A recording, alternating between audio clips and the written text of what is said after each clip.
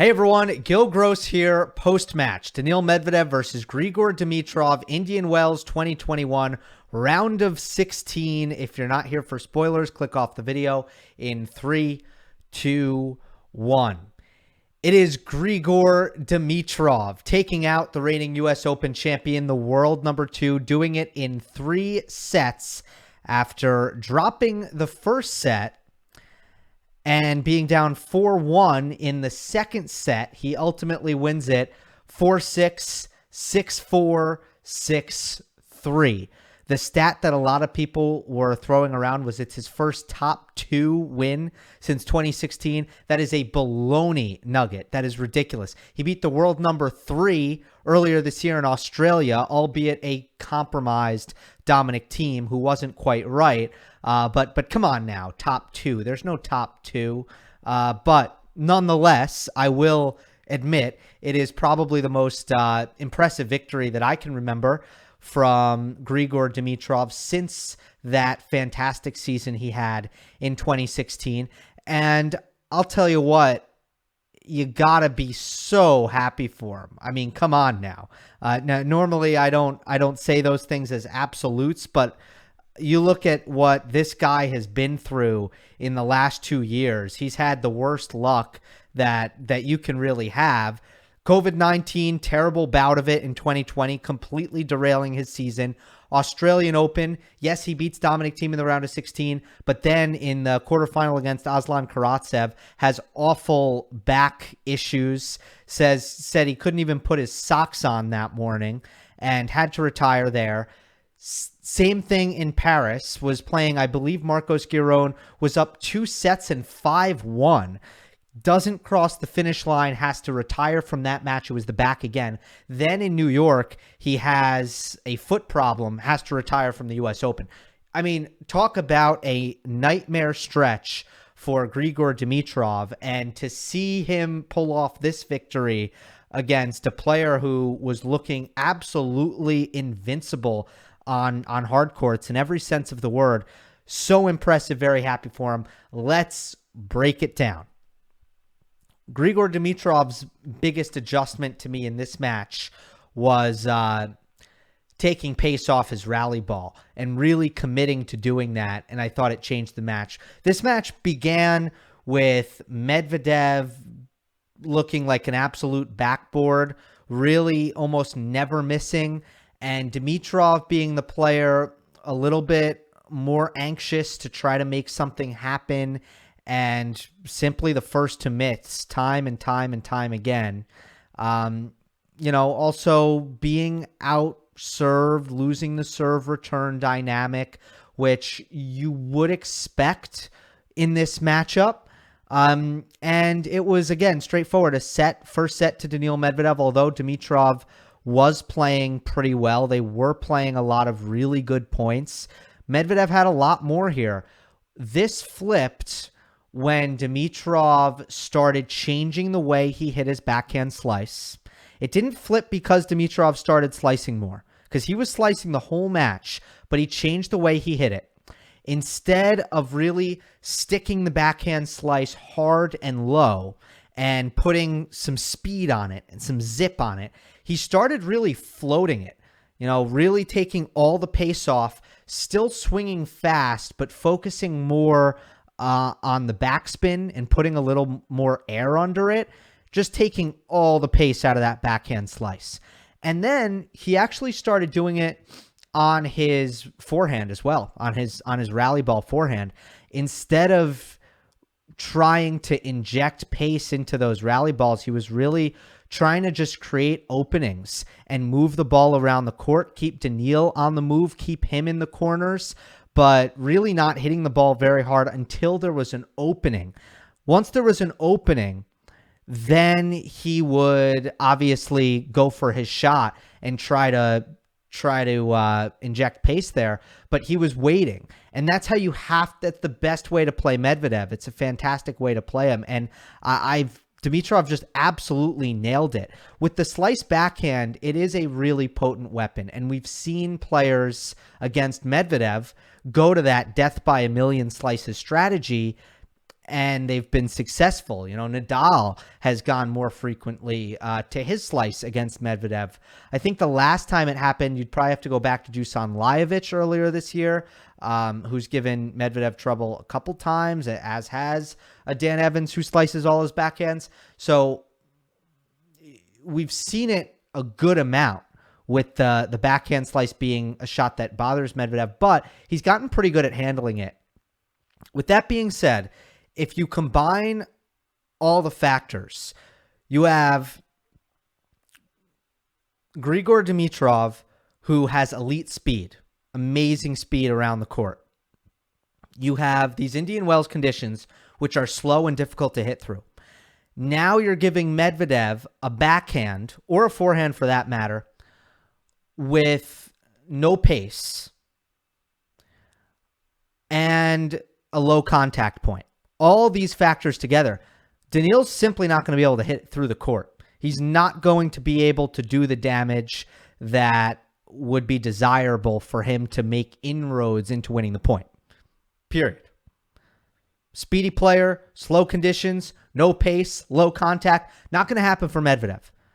You know, give me Nadal, you have a different story. Now, you know, he can make something happen off of that ball.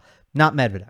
So that in itself does not guarantee success. And that's the key here. You can't just slow ball Medvedev and win the match, because all he's going to do is extend the rally and he'll be happy to outlast you, because you're not going to force that many errors unless he's feeling pressure. And Dimitrov had the total package here. He's able to take pace off his rally balls, use that slice backhand to put Medvedev in difficult positions, controlling Medvedev's movement around the court, waiting until there's open court, then attacking, but also making Medvedev feel like he can no longer wait for errors. Because let's face it, Dimitrov got really, really consistent here.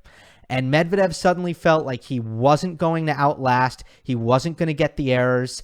There was safety in Dimitrov's forehands and his backhands for that matter. They just weren't going to miss because there wasn't really a lot of risk in them. Remember, he was taking the pace off. He wasn't hitting through the middle. He was hitting kind of close to the lines, but he was kind of massaging the ball around the court. It was a very and remember, massaging the ball. Not only is he moving Medvedev, but Medvedev doesn't have any pace to redirect, which he really needs on this court against Dimitrov's speed.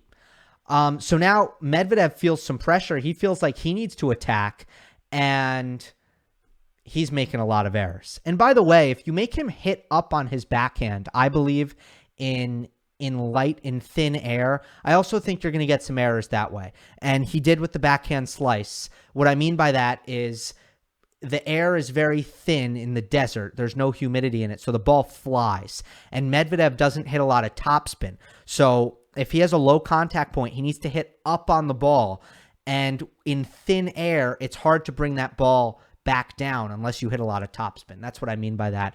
So Dimitrov becomes the more consistent player here. And not only that, but he has the best finishing shot on the court. Medvedev's really struggling to finish in the latter half of this match against Dimitrov's speed. But the Dimitrov forehand is very opportune. I talked about how he would wait until he had an opening and then he would inject pace into his attacking ball. Well, he was doing that with really great effectiveness. And what I mean by waiting for an opening, let me describe this further. First, sometimes that would be on the counterattack. So sometimes Medvedev would say, okay, let me run around my backhand to try to make something happen, and let me hit a hard inside-in forehand. Well, if he hits a hard inside-in forehand, Dimitrov can hit a running counter forehand cross-court before Medvedev recovers to the middle. And this is a pattern I saw a couple times on some key points. A big 30-all comes to mind in this third set. And that's one area where Dimitrov would up the miles per hour and hit fast forehands. Or if Medvedev would go inside out, Dimitrov might have a chance to counterattack on the backhand down the line. And instead of hitting that slow slice or that kind of trade, slow, loopy topspin trade through the middle or cross court, Dimitrov would actually rip the backhand down the line. Only with open court, only into open court would he do that.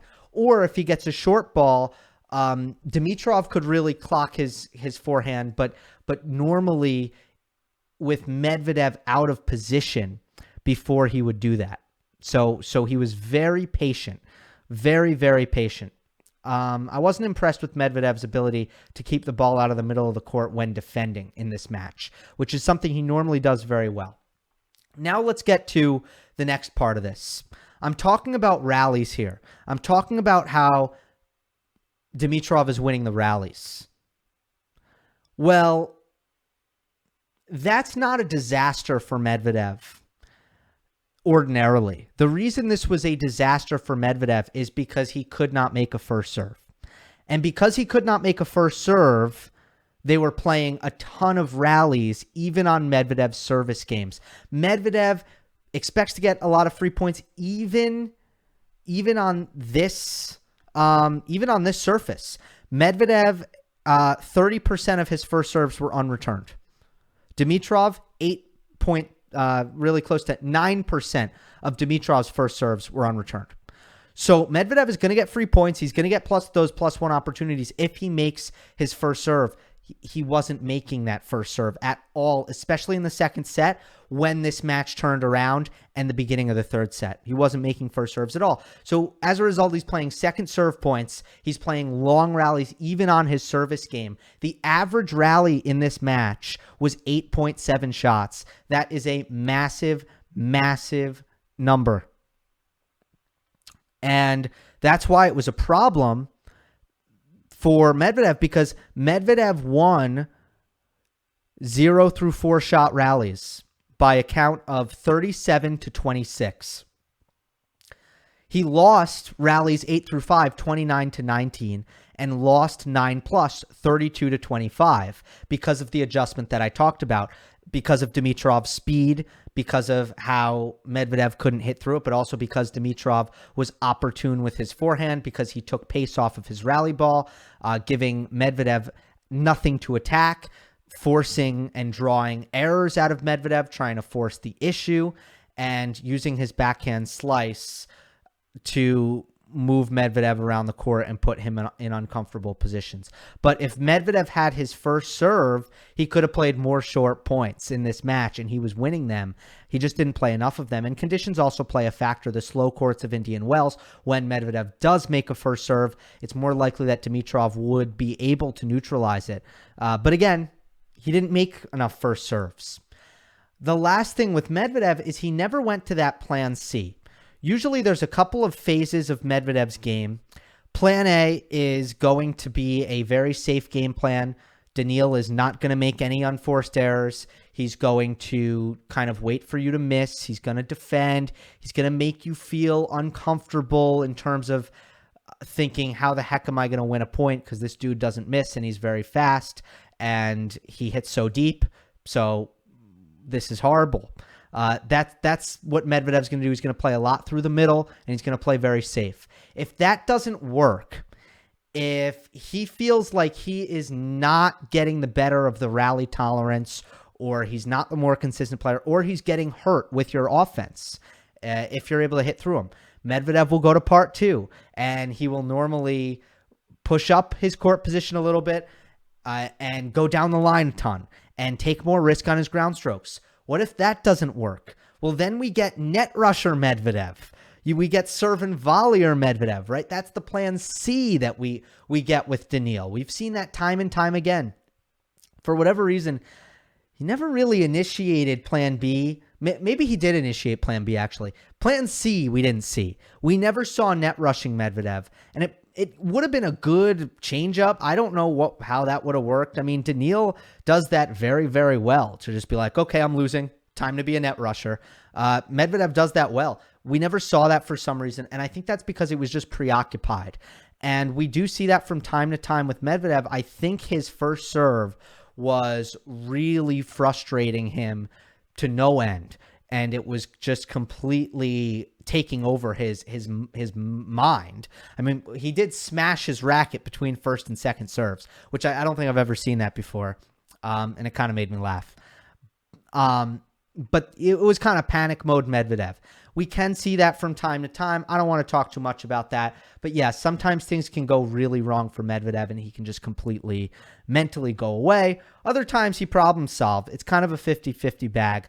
But that to me was why Dimitrov adjusted, found the sweet spot, played some of the best tennis I've seen him play in a very, very long time, and Medvedev had no answer. Hope you enjoyed. Don't forget to subscribe. I'll see you next time.